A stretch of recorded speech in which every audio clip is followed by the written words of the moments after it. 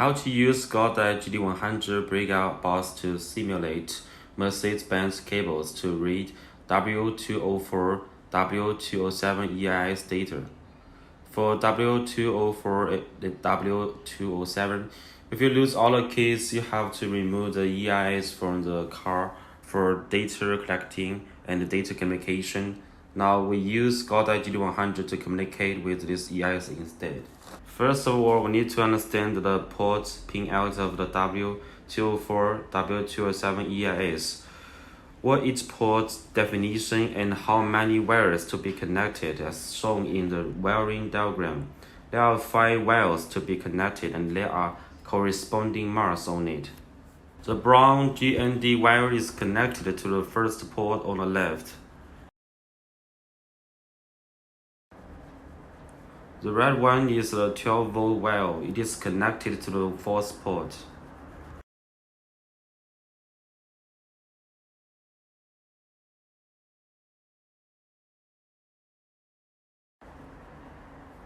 The K line is green and connected to the top.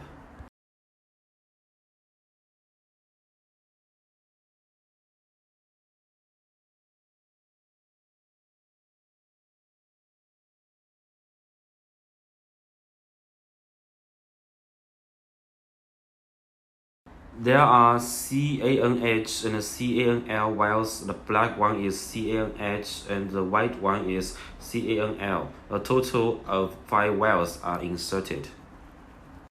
If all the keys are lost and there is no test platform, we plug in these 5 wires and see if we can communicate with our key 2 plus and the EIS.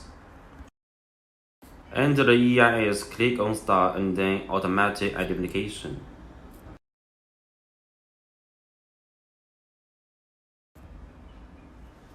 It shows cannot connect to the EIS. Please check the connection. Because the GT100 power switch is not turned on, so turn it on now. Do the automatic identification again and it is okay. It is W204 W207 EIS. Choose OBD and the EIS data has not been read out. Alright, when W204 W207 all keys lost and without Mercedes-Benz special wiring harness.